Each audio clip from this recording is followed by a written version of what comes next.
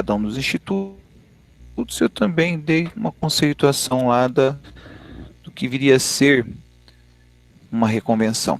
A reconvenção ela é uma forma de resposta do réu também, mas ela é uma resposta diferenciada, porque na verdade ela seria, vamos dizer assim, numa linguagem mais chula, ela seria um contra-ataque, né? Enquanto basicamente a contestação é uma mera defesa, a reconvenção ela é um contra-ataque, é onde o réu vai poder formular um pedido contra o autor.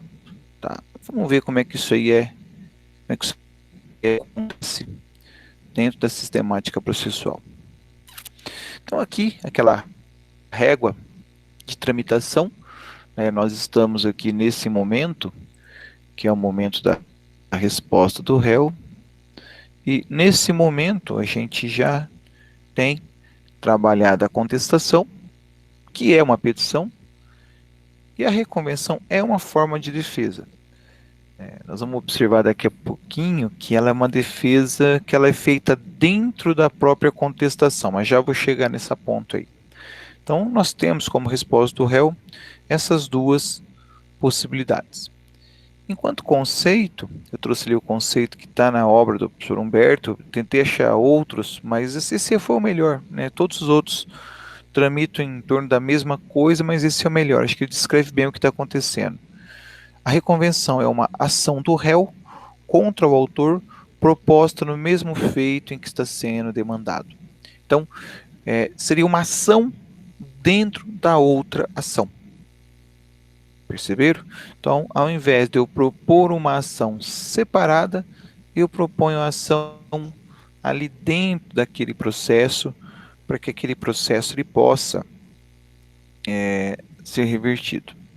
Okay? Porque, às vezes, podem ter situações em que não basta eu me defender, eu também quero algo em troca. Ok? Vamos devagarinho que a gente vai chegando lá. Então, eu tenho a contestação, que ela é uma resistência, é onde o réu vai negar, onde o réu vai negar todas as questões apresentadas pelo autor. Então, isso ali nós vamos ter dentro da contestação a simples negativa. O objetivo da contestação, né, o foco da contestação, é fazer com que o autor não obtenha o resultado pretendido. Esse é o foco da contestação. Então, quando eu contesto, eu quero que o autor não consiga o que ele quer. Basicamente isso. Agora, na contestação, o réu não quer nada. O réu só quer defender-se da figura do autor. Então, é uma mera resistência. De outro lado, quando a gente vai apresentar uma contestação, perdão, uma reconvenção, na reconvenção eu vou apresentar um novo pedido. Eu vou apresentar uma nova pretensão. Né? Seria basicamente, vamos dizer assim, vamos imaginar o seguinte, ó, o autor vem e apresenta uma ação de revisão de alimentos. O autor vem e apresenta um pedido de revisão de alimentos. Esse pedido de revisão de alimentos, quando eu vou contestar, o que o réu vai dizer? Então vamos imaginar assim, ó, vamos detalhar um pouco melhor isso. Pessoal, tão chiado no som, é só no meu ou é de todo mundo aí? Alguém que está com o microfone ligado?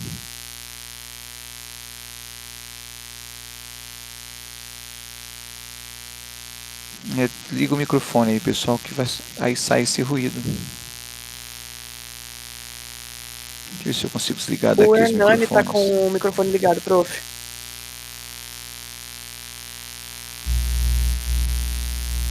Deixa eu ver se eu consigo desligar daqui. Alô? Foi, prof. Foi, resolveu, né? Então tá. Como eu dizia, vamos imaginar a seguinte situação. A gente tem uma ação revisional de alimentos. Então, o autor está pedindo que o valor da pensão alimentícia ele aumente, que ele suba, né, que sempre fazer diferente, que ele quer que o valor da pensão alimentícia aumente, perfeito? Então, tá lá o pedido dele. O réu, na contestação da revisional, ele vai dizer: "Olha, ele não tem direito a aumentar a pensão. Aquilo que eu estou pagando é suficiente para a sua manutenção", tá? Então, isso eu estou discutindo dentro da contestação. Aí ele vem e apresenta uma reconvenção, dizendo que: "Excelência, além dele não ter direito ao aumento, a partir de agora, exoneração dos alimentos que está sendo pedido". Perceberam? Então, quando ele contesta, a única coisa que ele pode fazer é dizer: "Excelência, eu não posso pagar, não quero pagar", ele não tem direito a receber. Isso é lá na contestação, né. Qual é o objetivo? Não aumentar o valor da pensão. Agora, eu não quero só não aumentar o valor, eu também quero, excelência, deixar de pagar, porque eu tenho N motivos, ele já está trabalhando, ele já tem economia própria, então agora eu quero que o Estado, quero que o juiz, além de não aumentar, eu quero eu tenho um segundo desejo. O meu segundo desejo, manifestado na reconvenção, é uma nova pretensão. Qual é a nova pretensão? Deixar de pagar esses alimentos, ok? O difícil nesse momento é acabar com o preconceito que, vamos dizer assim, a gente tem quando começa a estudar, preconceito no sentido de preconceito, é um conceito pré-estabelecido, não é nada de preconceito de raiva, de disseminação de ódio, não é nada disso. É preconceito de alguma coisa pré-concebida. A gente vem estudar direito com a pré-concepção de que tudo vai se resolver ali dentro do processo. Realmente, tudo vai se resolver, mas tudo tem mecanismos próprios para que as coisas sejam feitas. Então, quando a gente fala de contestação, a contestação, a gente tem que entender que o réu não quer nada com a contestação. Ele só quer rebater as teses do autor. O réu não pode ampliar a discussão dentro da contestação. Perfeito? Tanto que, quando eu apresentei a petição inicial, eu falei em princípio da correlação. Eu disse a vocês que a sentença vai julgar aquilo que foi pedido pelo autor. Esse é o limite da minha sentença. É o que foi pedido pelo autor. Princípio da congruência. Por isso que é necessário a reconvenção. A reconvenção é um novo pedido feito pelo autor, eu estou fazendo feito pelo réu, perdão. É um novo pedido que vai ampliar, então, a ótica do juiz para essas discussões. Perfeito? Entendido até aqui? Vamos continuar ainda no aspecto teórico e a gente retorna daqui a pouco para a legislação. Por conta dessa estrutura, a contestação é um ônus. Por que que é um ônus? Você tem que fazer a atitude sob pena de sofrer uma sanção. No caso, a sanção seria a revelia, que a gente vai estudar ainda hoje. De outro lado, a reconvenção é uma faculdade. O réu apresenta se quiser, né? Se ele não quiser reconvir, não há nenhum problema. Vai seguir o processo com total normalidade. Se ele quiser, atenção a isso, ele não precisa apresentar uma reconvenção, ele pode apresentar uma ação autônoma, ele pode apresentar isso numa outra oportunidade. Então, por enquanto, eu só vou discutir que eu não vou pagar, que eu não quero aumentar o valor da pensão, porque a reconvenção, ela tem um prazo, ela tem 15 dias, ela é o mesmo prazo da resposta do réu, é o mesmo prazo da contestação, elas têm o mesmo prazo.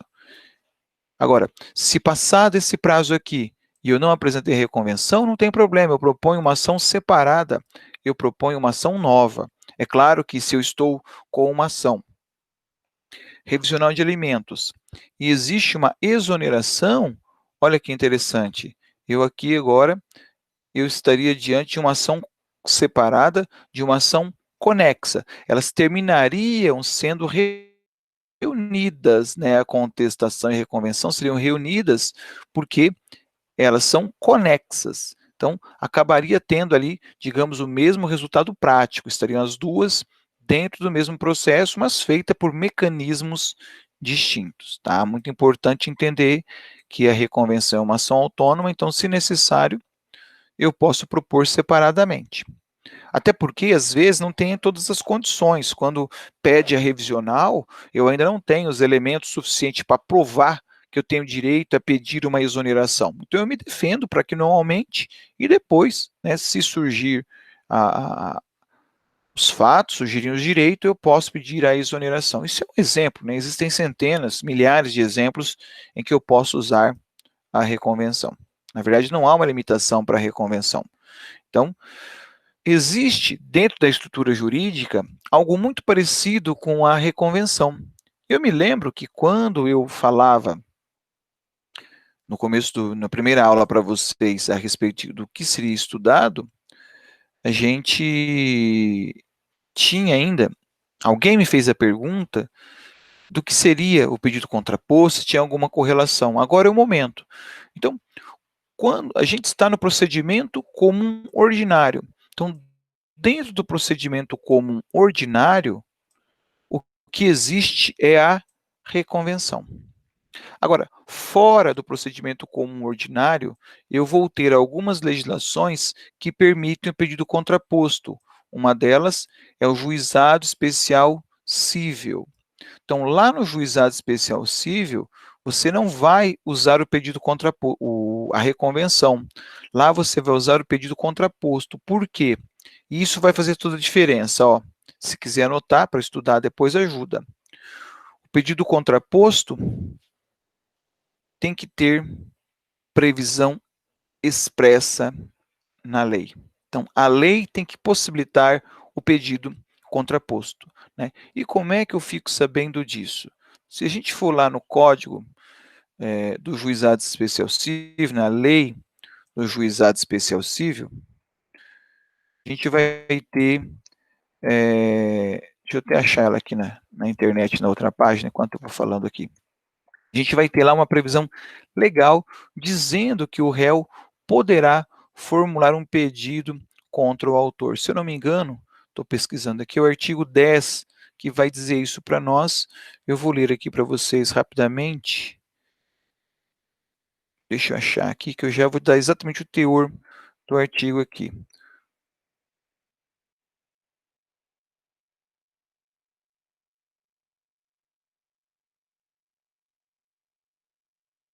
Ó, as respostas do réu, artigo 30. Vamos começar pelo 30 lá da Lei 9.099.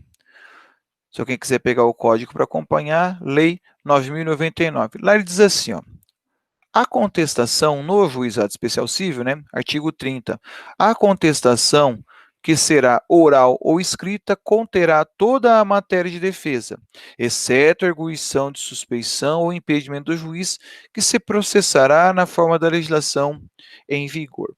Então, o artigo 30 do juizado especial civil diz o que nós estudamos até agora, com uma pequena diferença. Lá no juizado, a contestação poderá ser oral, ok? Mas eu não quero estudar contestação, eu quero estudar reconvenção. Artigo 31. Não se admitirá a reconvenção. Então, lá na lei especial, a lei está dizendo, não cabe reconvenção.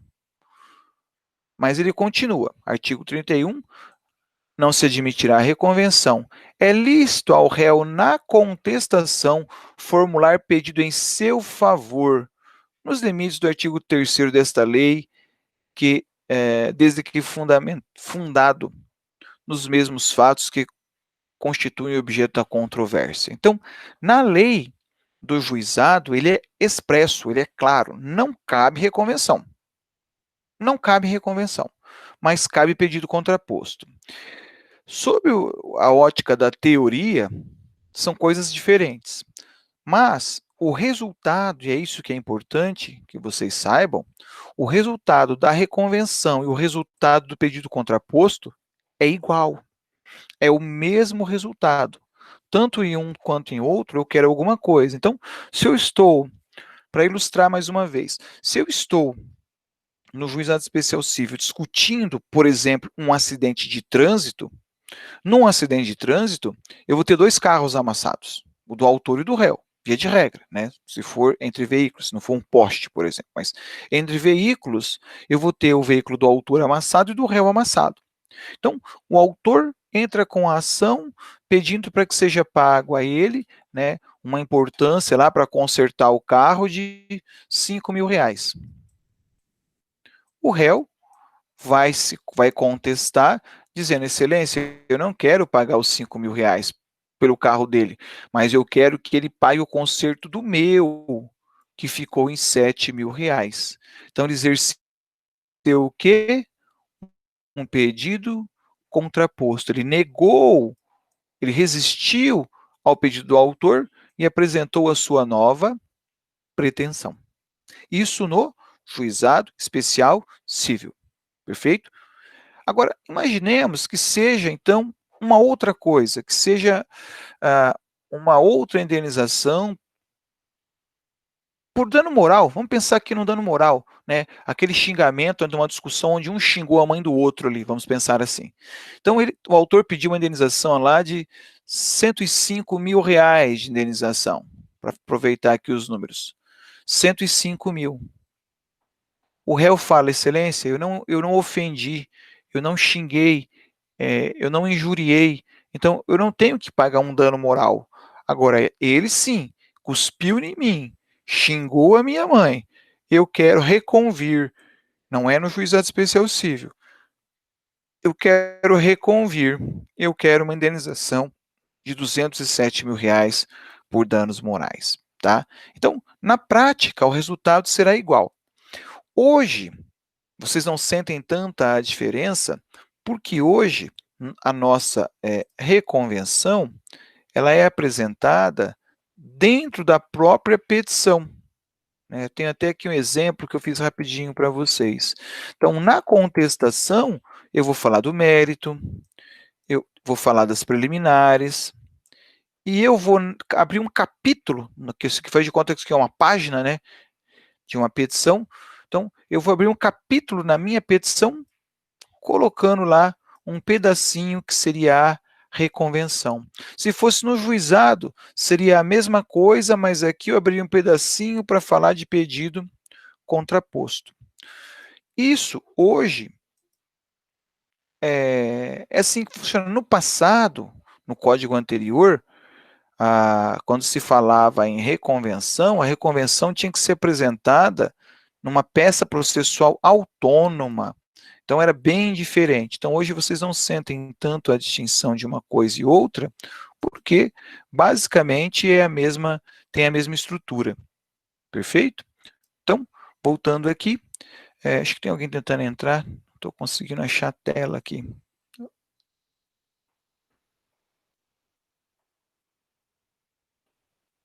Eu vou parar um pouquinho o compartilhamento só para tentar achar o colega aqui. Então, hoje você não tem tanta diferença, porque está dentro da mesma estrutura. Ok? Alô, vocês estão me ouvindo, pessoal? Sim. Tá, achei vocês aqui. Tá. Então, hoje a gente não sente tanto a diferença, porque a gente fica dentro de uma única petição. Antes, eu precisava que a nossa reconvenção fosse feita em outra peça, outra petição inicial. Hoje não, né? Hoje está lá, 343. Na contestação, é lícito ao réu propor reconvenção para manifestar pretensão própria, conexa com a ação principal ou com o fundamento de defesa. Então, só fechando o pedido contraposto, ele tem o mesmo objetivo que a reconvenção. A única diferença é que o pedido contraposto não é ele é um pedido dentro da própria contestação. Ele não é uma nova pretensão. Tá? Agora sim eu volto, enquanto a reconvenção ela é uma, uma, uma, uma nova ação, uma nova pretensão dentro da contestação. E só para fechar mais uma vez, Lembrar que o pedido contraposto tem que ter uma legislação específica tratando. Vou dar mais um exemplo, é lá nas ações possessórias. Procedimento especial, jurisdição contenciosa, as ações possessórias que a gente mencionou também em aulas passadas. Lá, eu também tenho a possibilidade de pedido contraposto, porque lá ele diz claramente também que não cabe reconvenção ou que na contestação tem que ser feito, pode ser feito um pedido do réu contra o autor. Tá, ok? Então, como que eu vou saber se é reconvenção ou se é pedido contraposto? A lei dirá para você quando for pedido contraposto. Quando a lei não falar nada do contraposto, está respondido, é a reconvenção. Avançando então, a gente tem que a reconvenção ela é uma ação autônoma.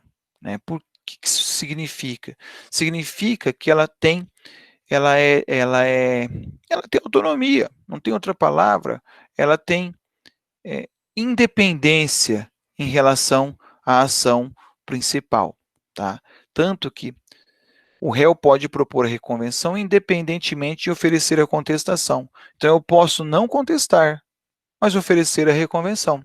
Então, naquele primeiro exemplo que eu dei, eu poderia não contestar a revisional de alimentos, mas poderia propor a minha ação de exoneração. Então, uma coisa não depende da outra. Muito importante isso. A reconvenção pode ser proposta mesmo sem que haja contestação. Ué, mas agora há pouco você falou, professor, que tem que ser dentro da mesma peça. Ora, se você não quiser contestar, você não vai fazer as preliminares, você não vai fazer o mérito, você só vai narrar os fatos que te interessam aqui para propor a reconvenção e formular o seu pedido. Perfeito? Então, você não precisa contestar para apresentar a reconvenção. Uma pode ser feita diferentemente da outra. Ok? Essa autonomia também implica nisso aqui, ó, a desistência da ação ou a ocorrência de causa extintiva que impeça o exame do mérito da ação, não obsta, né, não atrapalha o prosseguimento do processo quanto à reconvenção. Então, pode ser que você tenha feito, deixa eu apagar aqui, pode ser que você tenha feito assim, a tua reconvenção dentro da tua contestação. Mas vamos imaginar que o autor desistiu da ação revisional. Ora, o fato dele desistir da ação revisional não significa que a tua reconvenção vai acabar. Então, você vai poder continuar com a reconvenção.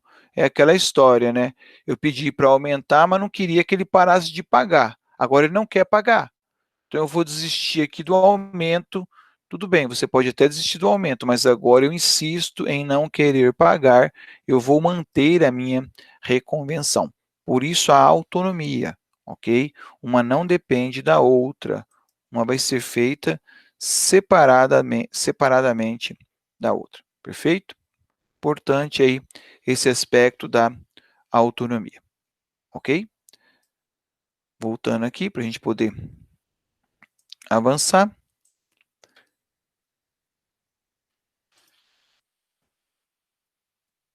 Então, mais uma vez eu trago para vocês a estrutura aí para a gente visualizar o que está acontecendo.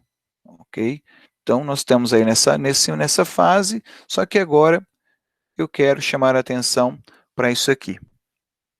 Como funciona, né? Qual é o procedimento da reconvenção? Então, se houve reconvenção, pessoal, então, deixa eu só escrever aqui, eu tive aqui a ação, não é isso? Na ação, vou usar aqui em cima, ó. Na ação, você teve a petição inicial, você teve distribuição, foi para o juiz, teve toda essa tramitação aqui. O procedimento da reconvenção, ele vai ser diferente. Por que ele vai ser diferente? Apresentada a reconvenção, o processo vai prosseguir com a intimação. Olha a diferença. Aqui, na ação, nós tínhamos uma citação. E eu agora vou ter uma intimação. Intimação de quem? Do advogado do autor. Bom, aqui a gente precisa compreender a teoria. A reconvenção, eu não falei que é uma ação autônoma, que é uma pretensão autônoma. Então, se tem reconvenção, se tem pedido, eu tenho que informar a outra parte da existência. O normal seria que uma reconvenção, como é uma pretensão, o normal é que ela teria que ter uma citação. E era assim no código anterior. Hoje mudou. Hoje, como a reconvenção ela está dentro da contestação, ao invés de citar o réu, eu vou pedir a intimação do autor. Aí alguém deve dizer, aluno, nesse momento falaria, professor, meu negócio está muito confuso. Não está confuso se você assimilar a lógica. Vamos pegar qual é a lógica de qualquer processo. A lógica de qualquer processo é petição inicial, citação. Reconvenção é petição inicial? Não. Ela é uma ação autônoma, mas ela está dentro da contestação. Professor, mas e se eu fizer a contestação separada? Continua sendo uma ação. Só que tem uma diferença. Quando a gente propõe uma petição inicial, o autor da petição inicial não sabe quem é o advogado do réu. A gente não sabe quem é o advogado do réu, a gente nem sabe se o réu tem advogado. Agora, quando eu vou apresentar uma reconvenção, eu já sei, né, que a outra parte, ela já tem um advogado no processo. Tanto ela tem um advogado no processo, que ela já propôs anteriormente uma petição inicial contra mim. Então, o mesmo advogado que assinou a petição inicial, em tese, vai continuar no processo.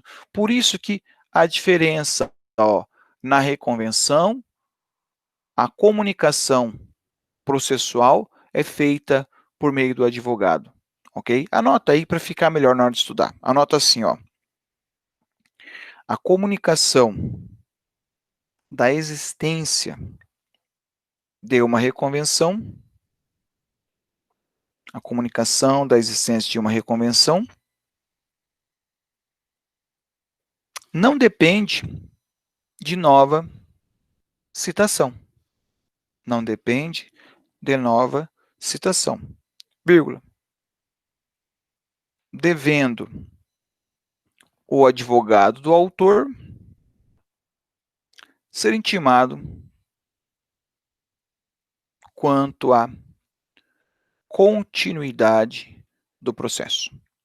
Tá? Então, isso é uma coisa diferente, por isso que eu estou enfatizando. Então, na reconvenção, ao invés de citar a outra parte, a gente intima o advogado dela. E para que a gente intima ele? Dando um prazo para ele, para que ele possa, em 15 dias, oferecer resposta. Então, olha que interessante. Da petição inicial, existiu a possibilidade de uma contestação e de uma reconvenção. Na reconvenção, eu tenho a possibilidade de ter uma nova contestação também, tá? Então, a reconvenção, ela vai ter a possibilidade do oferecimento ali de uma resposta. Eu também vou poder, digamos assim, contestar a minha reconvenção. Perfeito? Então, essa é a possibilidade que nós temos. Olha como é que é isso aqui. Na ação, eu tenho a figura do autor e a figura do réu. Na reconvenção, eu vou ter a figura do réu, ele é chamado de réu reconvinte, porque é ele que está apresentando a reconvenção. Foi ele que tomou a iniciativa, é o mesmo réu. E eu tenho ali o autor chamado de autor reconvindo, que é quem está sofrendo a reconvenção. Então, eu vou me referir a eles com essa terminologia dentro da minha estrutura processual para que eu possa fazer, digamos assim, uma diferenciação entre uma figura e outra, entre um e outro. Ok? Tranquilo isso, pessoal? Beleza. Eu acho que eu apaguei o outro slide sem querer. Eu apaguei o outro slide sem querer, mas não tem problema. Eu falo dele aqui para vocês, mesmo sem o slide. Por algum motivo aqui eu errei na hora que eu estava mexendo nos slides, eu apaguei. Mas o que acontece, pessoal? Coloca assim, ó. A reconvenção, anota isso, fica mais fácil, depois eu explico. A reconvenção pode ser apresentada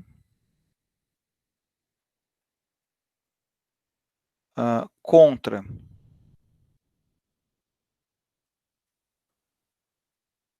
o réu ou mesmo contra terceira pessoa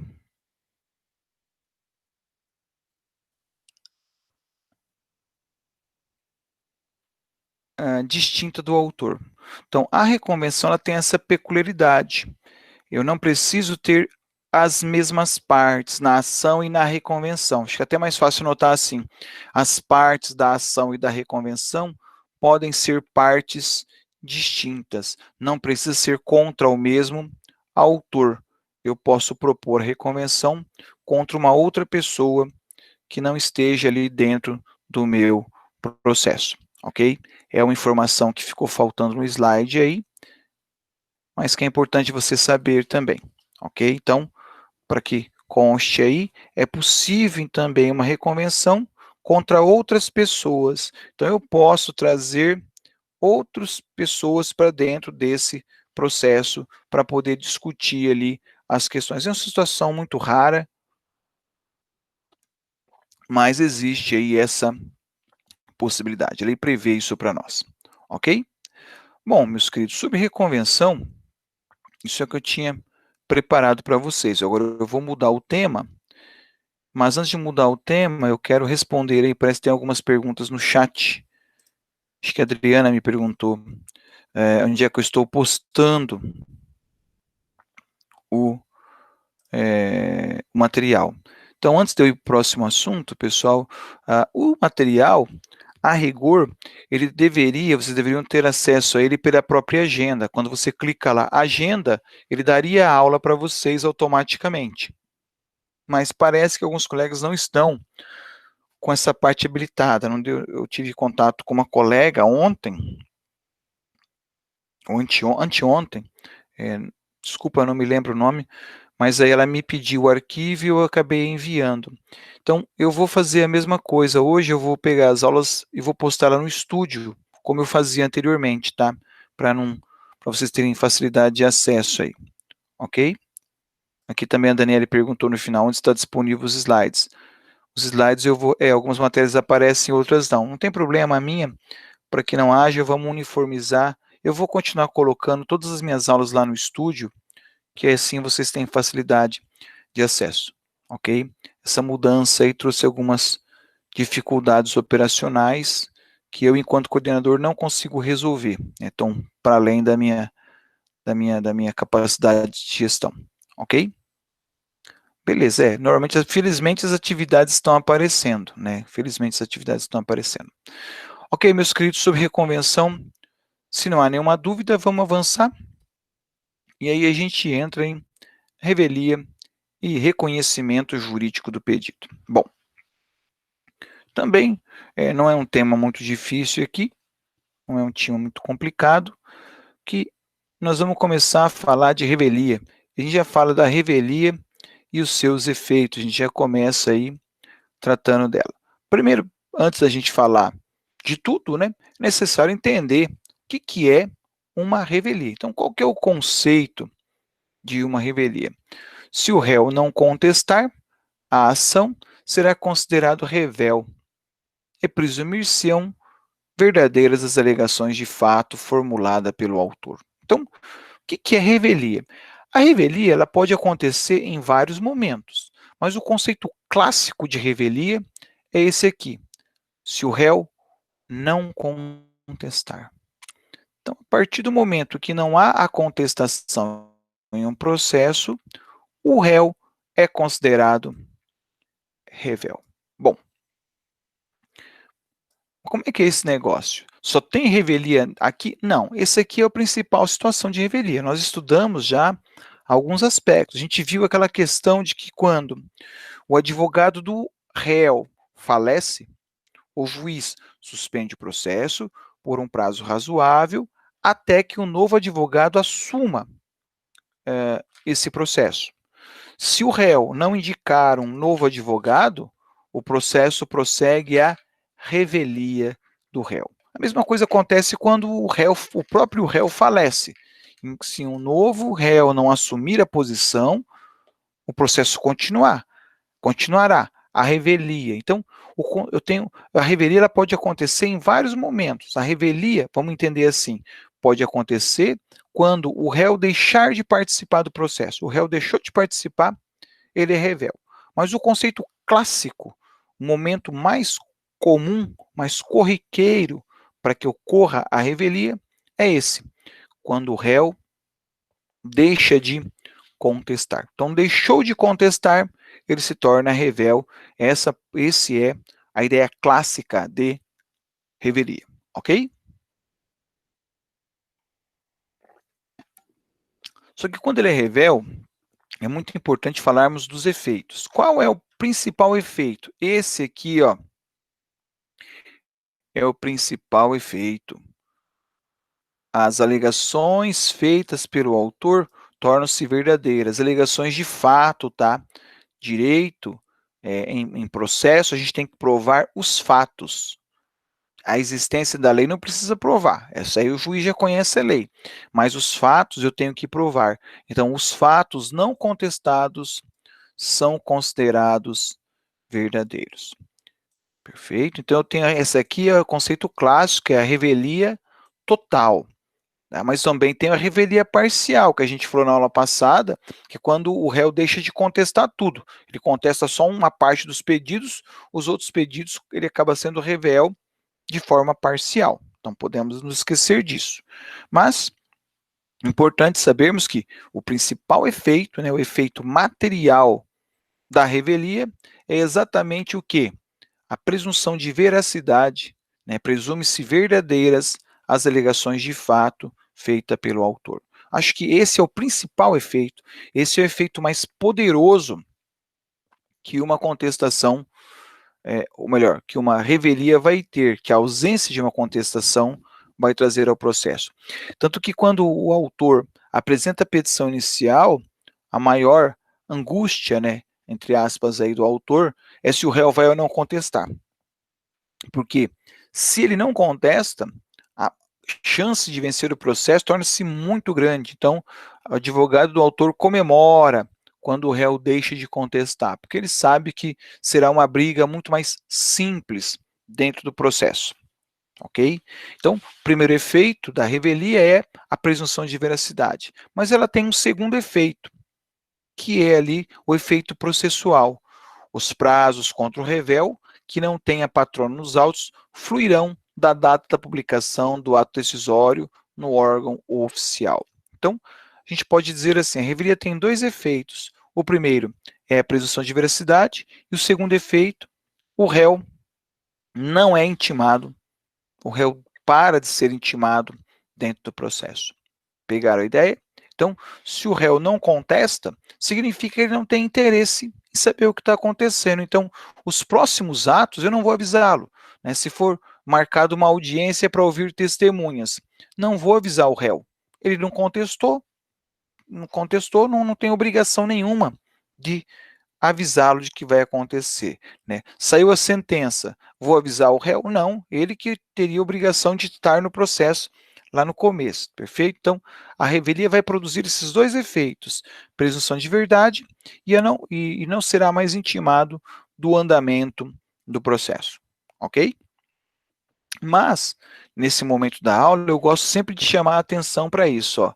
Mas a revelia ganha a causa, o réu não vai ser mais intimado do processo, significa que ele vai perder o processo, Presume-se verdadeiro tudo que o autor falou. Isso quer dizer que o réu vai perder o processo? Não. Revelia não é sinônimo de derrota, né? O juiz ainda assim tem a obrigação de olhar o processo e de ver direitinho o que está acontecendo ali. Porque, às vezes, vamos pegar um acidente de trânsito mesmo. Eu disse, olha, amassou meu carro, mas não juntei um orçamento para provar o tamanho do dano. Então, aí não dá. Ele disse que ele está me devendo, fiz menção a um contrato, mas não juntei o contrato. Não é assim, não é bagunça, não. Tem que ter ali um mínimo de prova. Então, pode anotar assim, ó, o fato do réu contestar não desobriga o autor a ter como assim, um conjunto probatório sólido. Perfeito? O fato do réu não contestar, o fato do réu ser revel, não desobriga o autor a ter um conjunto probatório sólido. Ele tem que estar lá bem calçado, com toda a documentação, com as testemunhas, eventual perícia, tem que estar tudo bem regularzinho ali, tá ok? A gente sempre diz que a chance é maior do autor vencer quando o réu não contesta, mas não é certeza de vitória, tá? Dizendo diferente, não é porque contestou que vai perder o processo. Oh, perdão, não é porque é revel que vai perder o processo, tá ok? Então, às vezes a gente tem esse outro preconceito aí. A gente pensa, o professor falou que não contestou, é tudo verdade, o réu perdeu. Não é assim. Não contestou, presume-se verdade. Presunção não é algo absoluto, é algo que pode sofrer variações. Perfeito? Claro isso, pessoal? Isso tem que ficar bem claro para vocês, tá? Isso aqui é algo que eu gosto bastante de frisar com os meus alunos. Tá lá, ó. Revelia é causa-ganha? Não, não é causa-ganha. O autor tem que produzir suas provas. Só que a lei traz exceções, né? Então, a revelia não produz o efeito do 344. Então, eu vou ter aqui as exceções aos efeitos materiais. Que exceções são essas? Então, dizendo diferente também. Mesmo que não contestou, não haverá presunção de veracidade. Ok? Quando que isso não acontece? É fácil de entender. Ó. Havendo pluralidade de réus, algum deles contestar. Então, eu tenho a ação que tem lá 3 réus. 1 réu, 2 réus, 3 réus. Então, esse réu não contesta, esse não contesta, mas esse aqui contestou. Então, o fato desse réu contestar não vai ter a aplicação desse efeito da revelia. Mas por que não vai ter aplicação desse efeito? Ora, porque esse aqui se defendeu. A defesa dele, teoricamente, pode aproveitar aos outros dois. Então, eu não vou presumir verdadeiro, eu vou continuar com o andamento do processo normalmente.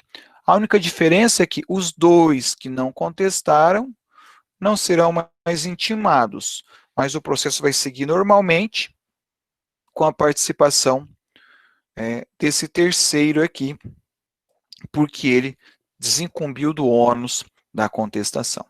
Beleza? Então, não haverá, e é óbvio, né? Não haverá o efeito se alguém contestou. Se são vários réus, né? Se é um litisconsórcio e um contestou, ok, o processo vai seguir normalmente.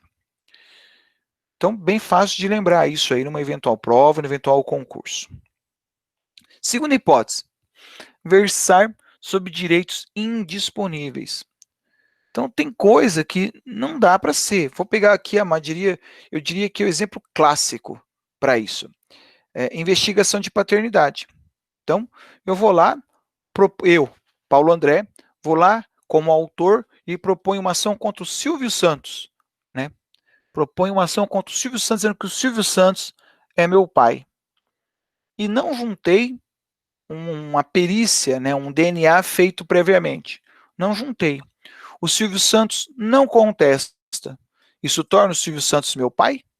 De forma alguma. É necessário, mesmo sendo direito indisponível, eu não vou ter assim, eu terei a revelia do réu, isso eu terei, mas eu não terei os seus efeitos. Ou seja, eu vou ter que continuar o processo, eu vou ter que continuar requerendo a perícia, vou ter que requerer as testemunhas para comprovar que ele é meu pai.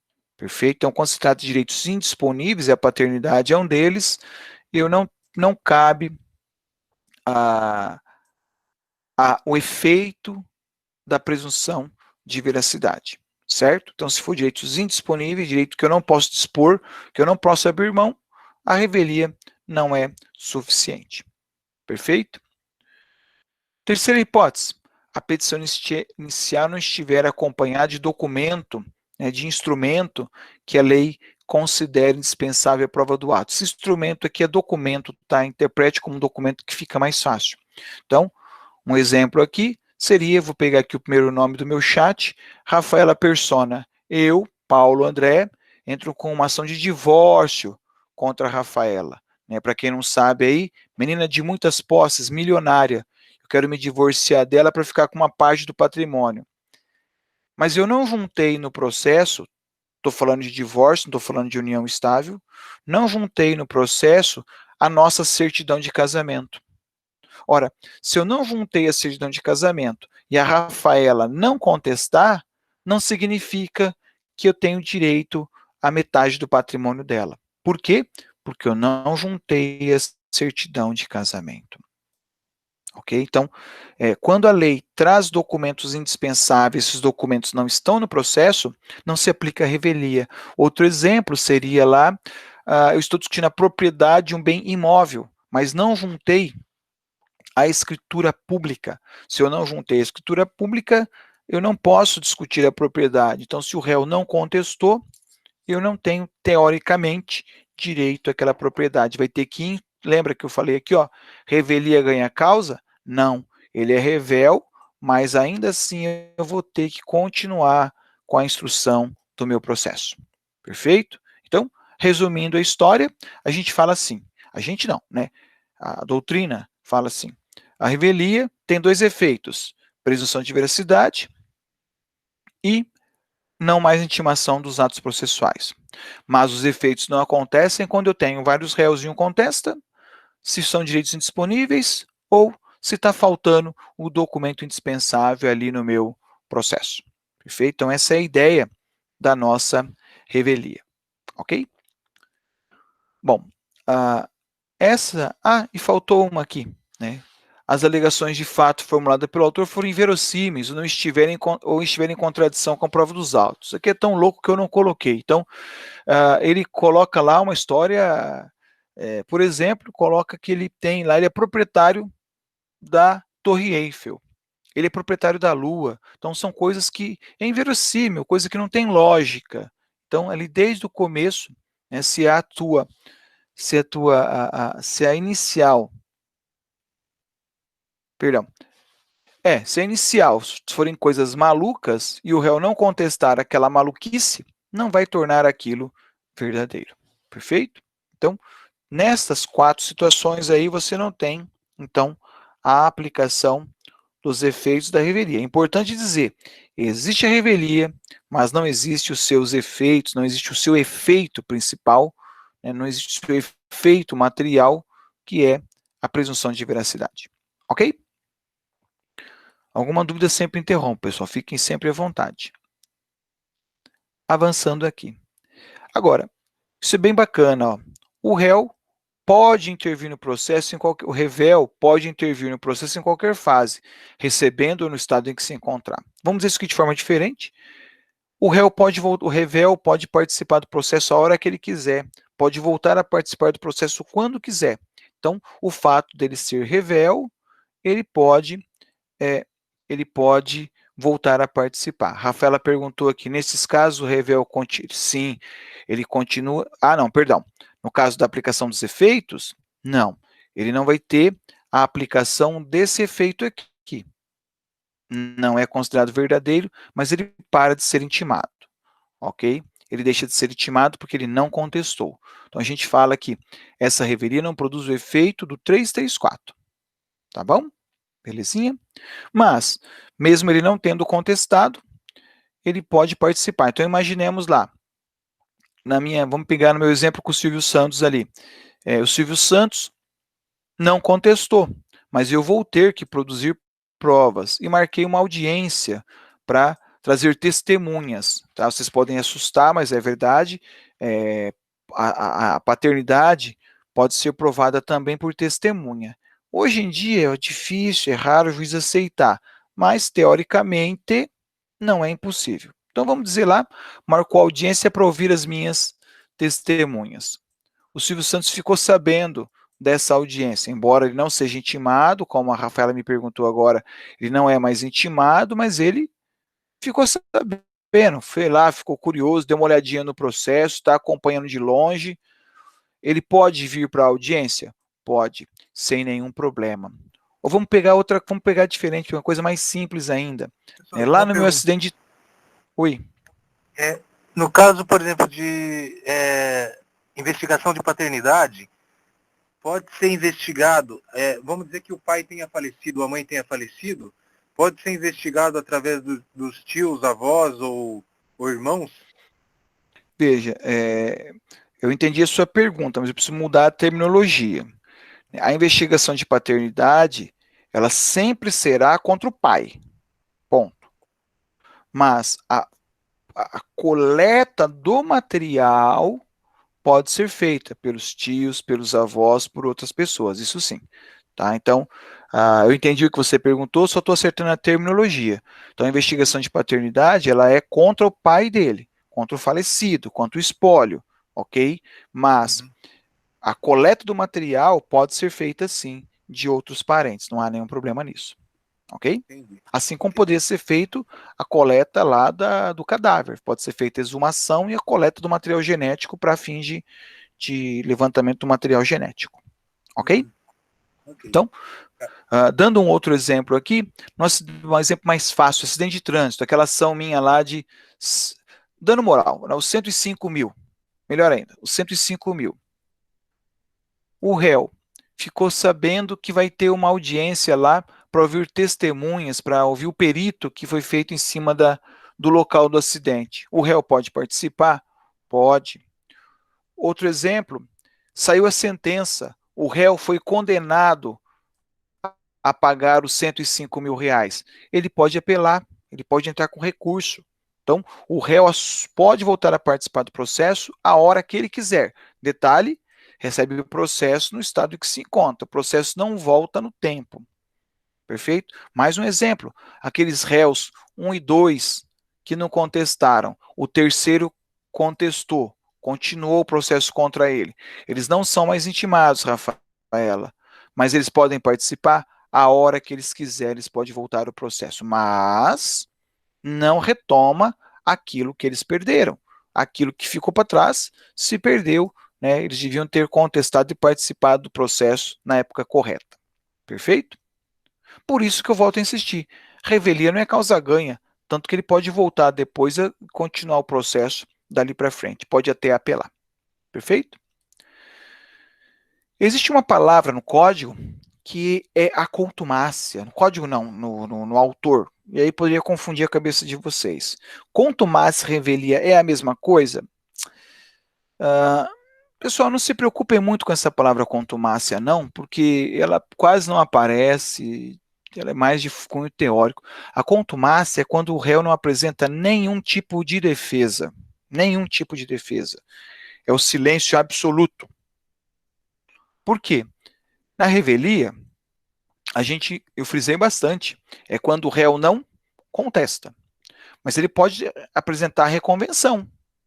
Se ele apresentou a reconvenção, ele continua sendo revel? Ele continua sendo revel. Né? Mas se ele apresentou a reconvenção, não seria a contumácia. Então, para não ficar muito difícil aí na hora de estudar, não se preocupe com isso não. Eu trouxe porque o livro fala disso aí, depois poderia dar um certo rolo. Então, pensa assim, ó, contumácia é o silêncio absoluto. Né? O réu não falar absolutamente nada no processo. Perfeito? Mas é um termo que não é mais utilizado. Eu nunca tive a curiosidade de dar um Ctrl L lá no Código de Processo Civil, nunca tive essa curiosidade, vou até fazer isso agora, mas eu tenho quase certeza que essa palavra não existe no Código de Processo Civil, ok? Eu vou continuar a aula enquanto eu pesquiso na outra tela do computador aqui. Perfeito? Então, contumácia é quando o réu não faz nenhum tipo de defesa, ok?